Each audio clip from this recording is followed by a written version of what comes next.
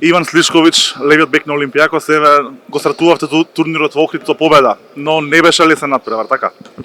Pa dobro, nije bilo lako. Mogu reći da smo u nekom teškom dijelu perioda ovih priprema i da su noge teške, da je tijelo teško, da je sve teško, tako da nije lako bilo igrati. Struga je isto Ohrid je isto jedna dobra ekipa, tako da igraju doma pred svojom publikom, tako da prva utakmica je bilo teško, ali sretni smo zbog pobjede. Очекуваат надпревари уште и против Бешикташ и против Голден Арт во оваа група. Што знаете за овие ривали?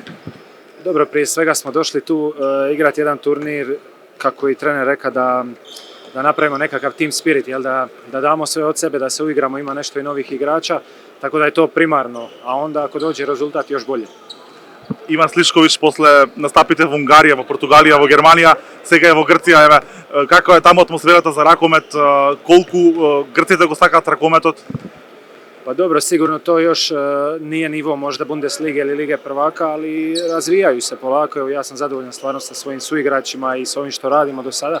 Tako da mislim, evo, i AEK i Olympiakos, mislim da se razvijaju i njihova reprezentacija sad prvi puta, ali ide na prvenstvo, tako da mislim da to dosta govori. Ja.